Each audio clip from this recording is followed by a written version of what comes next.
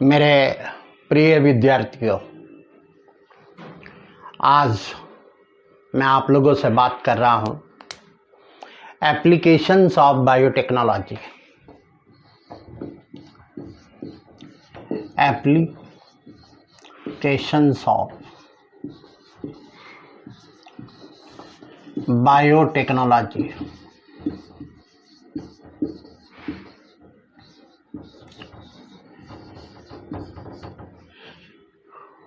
Biotechnology ने मानव को microbes, पौधों, जंतुओं की मेटाबॉलिक मशीनरी को उपयोग में लाकर मानव के लिए उपयोगी उत्पाद कैसे बनाए जाएं, ये सिखाया। ये जो बायोटेक्नोलॉजी के एप्लीकेशंस हैं उस श्रेणी में आता है डायग्नोसिस ऑफ डिजीजेस, यानी बीमारियों की पहचान कैसे की जाए।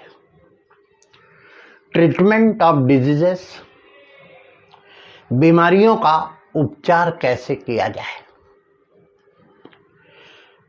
जीएम क्रॉप्स यानी जेनेटिकली मॉडिफाइड क्रॉप्स कैसे तैयार की जाए। फूड प्रोसेसिंग कैसे किया जाए। वेस्ट मटेरियल का ट्रीटमेंट कैसे हो। एनर्जी को किस तरह से पैदा किया जाए, energy production.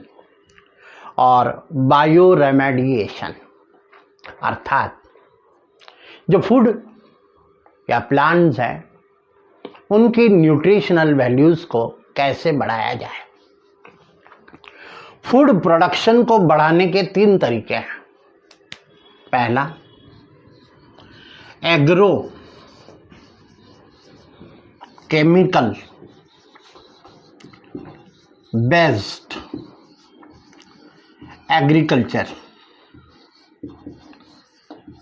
Agro chemical based agriculture. दूसरा है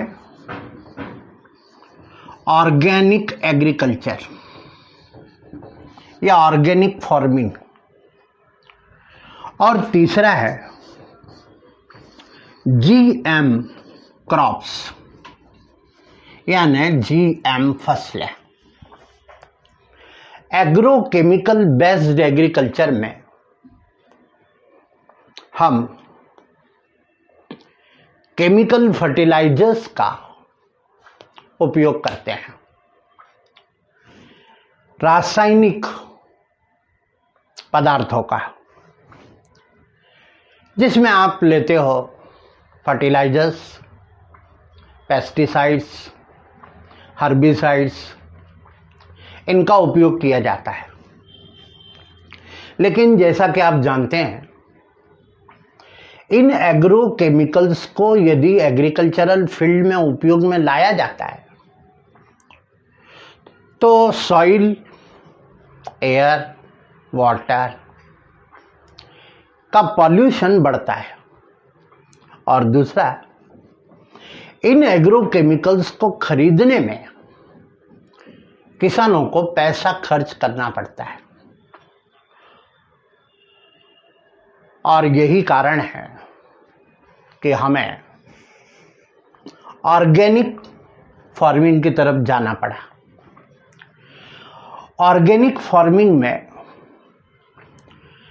जो बायोडिग्रेडेबल वेस्ट है उसी का उपयोग फर्टिलाइजर के रूप में किया गया और नाम दिया गया बायो फर्टिलाइजर। लेकिन इसमें प्रोडक्शन कम है। यही कारण है कि जब किसान अपना ऑर्गेनिक फार्मिंग द्वारा तैयार की गई फसल को बेचने के लिए जाता है तो वो उसके ज़्यादा पैसे की डिमांड करता है, इसलिए लोग उसे खरीदते नहीं, कम खरीदते हैं। तीसरी चीज आई जीएम क्रॉप्स ये जो प्लांट्स है, बैक्टीरिया है, फंगाई है, एनिमल्स है, जब इनके जीन्स को मैनिपुलेट किया जाता है, परिवर्तित किया जाता है, उसमें डिजायरेबल चेंजेस लाए जाते हैं, तो ऐसे ऑर्गेनिजम्स को कहा जाता है जेनेटिकली मॉडिफाइड ऑर्गेनिजम्स। हरित क्रांति के दौर में क्रॉप प्रोडक्शन बढ़ा था। क्यों? क्योंकि उस दौरान इंप्रूव्ड वेराइटीज को प्रमोट किया गया, क्योंकि उस दौरान एग्रोकेमिकल्स को, फर्टिलाइजर्स को, पेस्टिसाइड्स को, हर्बिसाइड्स को अधिकता में उपयोग में लाया गया। एग्रोकेमिकल्स के हार्मफुल इफेक्ट्स को कम किया जा सकता है by introduction of GM crops, GM crops के उपयोग के द्वारा। ये जो जीएम प्लांट्स होते हैं, इनमें ठंड से, सूखे से, अत्यधिक लवणीय दशा यानी सॉल्ट और एक्सेसिव हीट, अत्यधिक गर्मी, जिनको मैं शॉर्ट में कहूं तो एबायोटिक स्ट्रेस को सहने की क्षमता बहुत अधिक होती है। दूसरा, इन जीएम क्रॉप्स में को उपयोग में लाने पर केमिकल फर्टिलाइजर्स के ऊपर जो डिपेंडेंस है, केमिकल फर्टिलाइजर्स को उपयोग में लाने की जो हमारी प्रवृत्ति है, उसमें कमी आती है। और इसके अलावा दूसरी बात, केमिकल पेस्टिसाइड्स पर हमारी जो निर्भरता है वो कम होती है, जिसका बेस्ट एग्जाम्पल है बीटी कॉटन यानी बीटी कपास। ये जो जीएम क्रॉप्स है, इस सॉइल की फर्टिलिटी को भी मेंटेन करके रखती है और जो भोजन है, फूड है, उसकी न्यूट्रिशनल वैल्यू को बढ़ाती है। अब आप कहेंगे कोई एग्जाम्पल? हाँ, वो है गोल्डन राइस, जिसमें विटामिन ए अधिकता में होता है।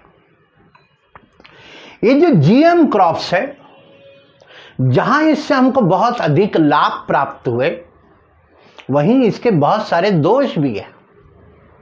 यही कारण है कि हमारा वैज्ञानिक समाज इसे कई जगह पर उपयोग में लाने से डर भी रहा है। पहला कारण है कि ये हमारी जो देशी नस्लें हैं, पौधों की देशी नस्लें, नेटिव स्पीशीज, उनको, उनकी संख्या को घटा सकता है, उन्हें विलुप्त करा सकता है, यानी एंडेंजर्ड नेटिव स्पीशीज। दूसरा, ये जीएम क्रॉप्स को जब आप उपयोग में लाते हो तो उसके कारण एलर्जी पैदा होती है, और तो और ये जहरीले भी होते हैं। इसके अलावा आप जानते हैं खरपतवार, unwanted plants of the crop field, यानी खेत के अंदर उगने वाले अवांछित पौधे, वो रेजिस्टेंट हो जाएंगे। के अलावा ये जीएम क्रॉप्स को यदि आपने उपयोग में लाया तो हमारा जो पर्यावरण है वो डैमेज हो सकता है। के अलावा जब हम इन जीएम क्रॉप्स को यूज में लाते हैं तो इंसान की आहार नाल में जो रहने वाले बैक्टीरिया है, उनमें रेजिस्टेंस पैदा हो सकता है, और यही कारण है कि जीएम क्रॉप्स दोषपूर्ण भी है, जहां इनके लाभ है तो वहीं दोष भी है। अब सवाल आया था कि ये बीटी क्या होता है। BT cotton, BT brinjal, BT corn, golden rice, ये तमाम सारे ट्रांसजेनिक प्लांट्स हैं। इसके अलावा एक और है फ्लावर सावर टोमेटो। पहले मैं बात करता हूं बीटी कॉटन। बीटी कॉटन, ये जो बीटी कॉटन है, इसमें बी का मतलब होता है बैसिलस। बी का मतलब है बेसिलस और टी का मतलब होता है थुरिनजेनेसिस।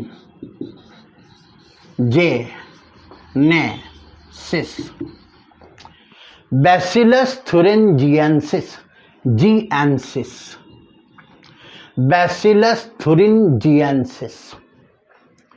ये जो बैसिलस थुरिनजिएंसिस है, ये सॉइल बैक्टीरियम है, यानी मिट्टी में पाया जाने वाला एक जीवाणु है। ये जीवाणु एक क्रिस्टल प्रोटीन पैदा करता है, एक क्रिस्टल प्रोटीन पैदा करता है और उस प्रोटीन को कहा जाता है क्राई प्रोटीन।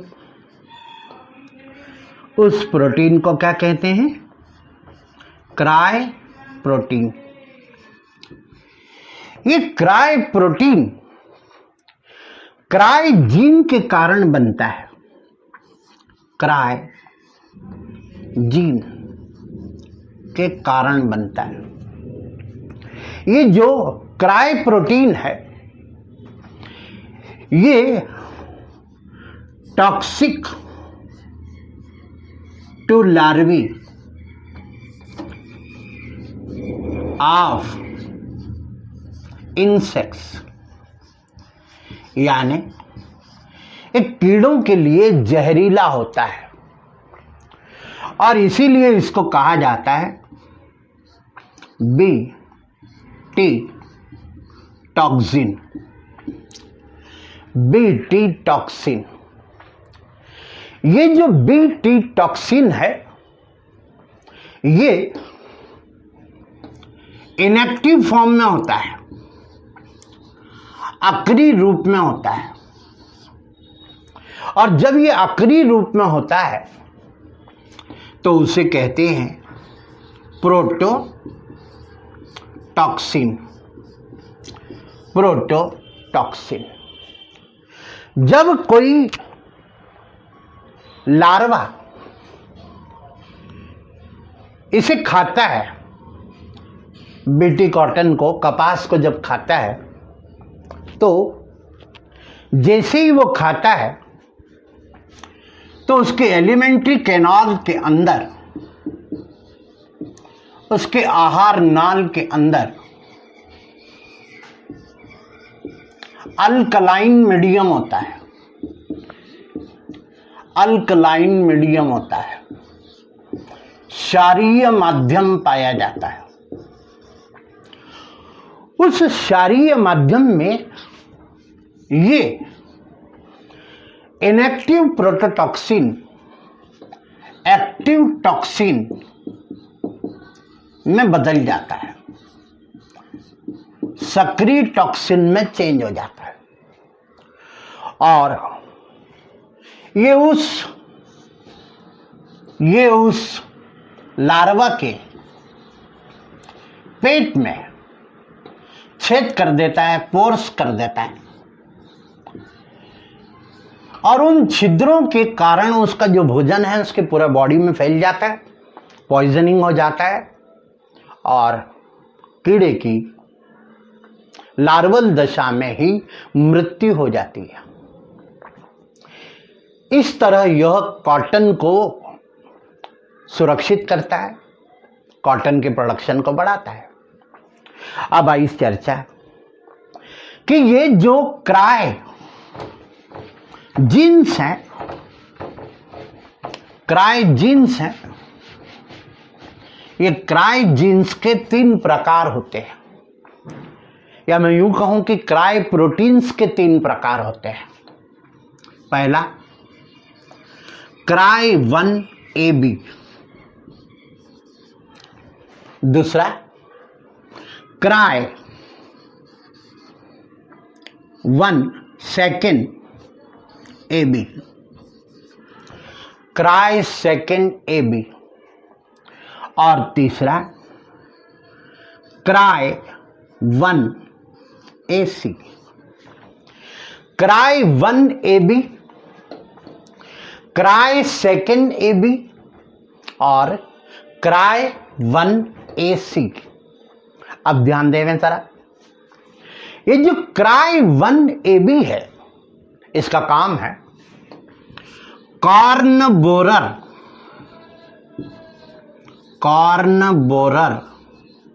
को कंट्रोल करना। ये जो क्राय 2AB है, ये कॉटन बॉल वर्म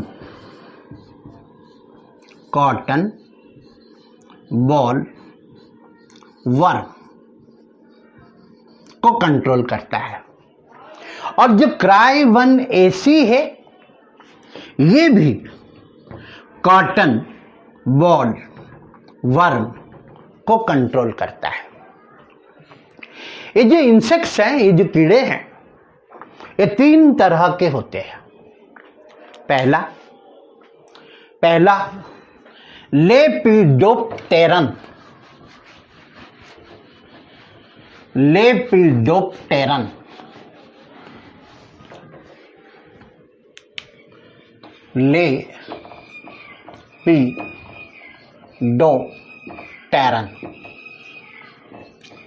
दूसरा है कॉलियोप्टेरन। पहला लेपिडोप्टेरन, दूसरा कॉलियोप्टेरन और तीसरा डिप्टेरन।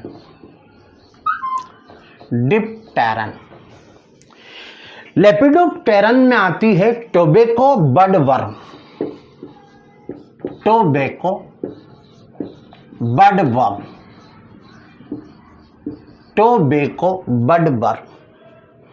कॉलियोप्टेरन में आती हैं बिटल्स, और डिप्टेरा में आती है फ्लाइज, मॉस्किटोज, मच्छर। इसके बाद अब मैं आपसे बात करूं फ्लावर सावर टोमेटो। फ्लावर सावर टोमेटो,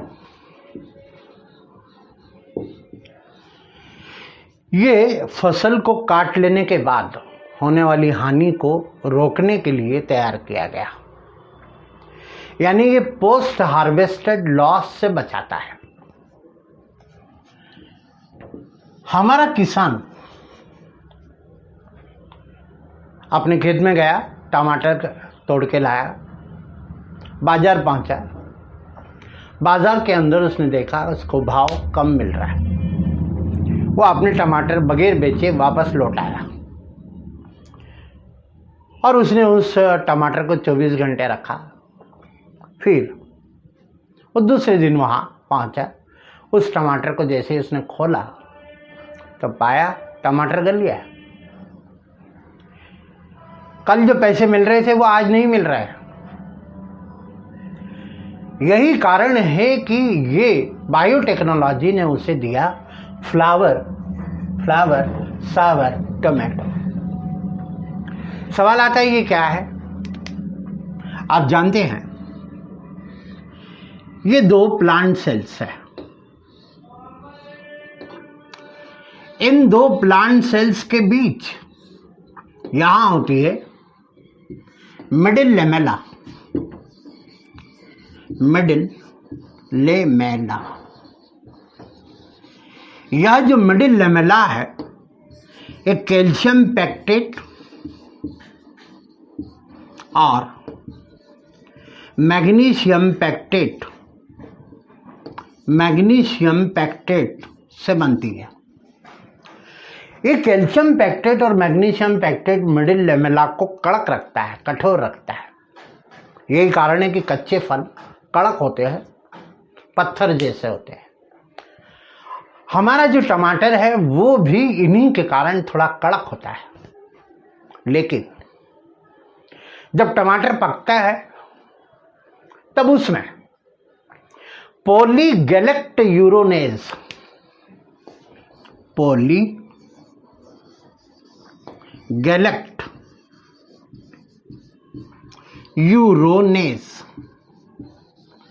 नाम का एंजाइम तैयार होता है और ये एंजाइम इस कैल्शियम पेक्टेट को गला देता है। अब बायोटेक्नोलॉजी ने जब इस फ्लावर सावर टोमेटो को तैयार किया तो उन्होंने पॉलीगैलेक्ट यूरोनेज बनाने वाले को ब्लॉक कर दिया।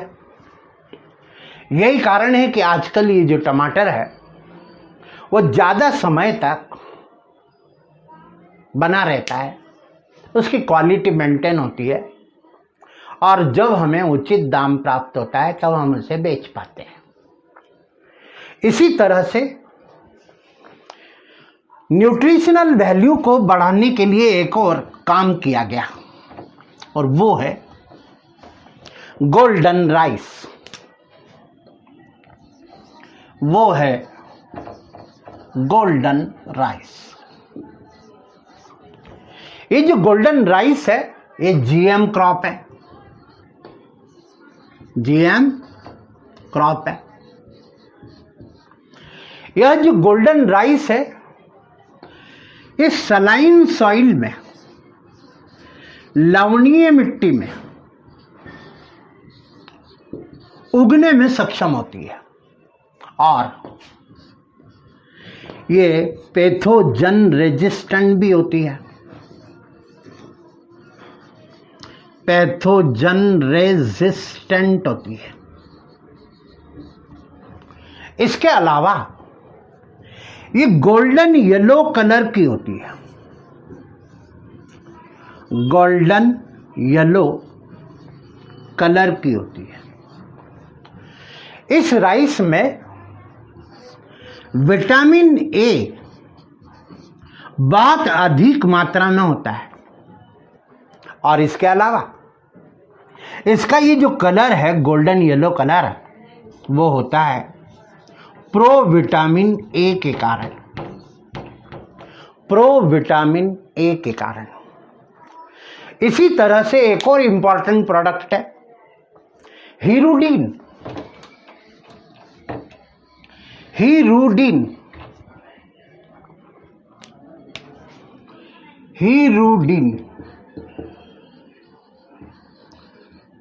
ये एक प्रोटीन है। ये एक एंटीकोआगुलेंट है। एंटीकोआगुलेंट है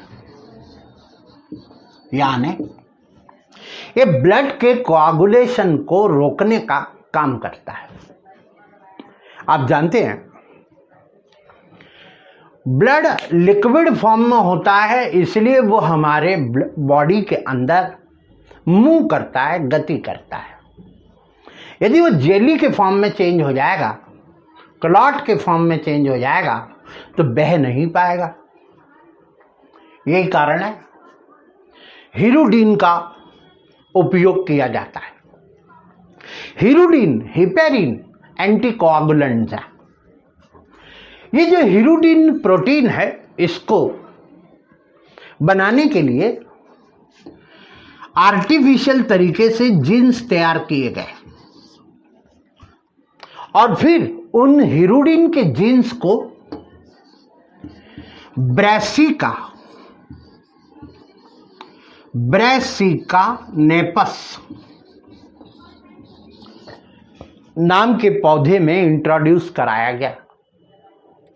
जब इस पौधे का सीड प्राप्त होता है, बीज, तो उन बीजों में हिरुडिन इकट्ठा हो जाता है। उस बीज में से हिरुडिन को निकाल लेते हैं, उसे फिर प्यूरिफाई करते हैं, शुद्धिकृत करते हैं, और फिर उसका उपयोग मेडिसिन के रूप में किया जाता है। आज इतना ही। मेरा ये वीडियो आप लाइक करें, चैनल को सब्सक्राइब करें और बेल आइकन को आप दबाकर आने वाले वीडियो आपको सरलता से प्राप्त हो सके। धन्यवाद। जय हिंद।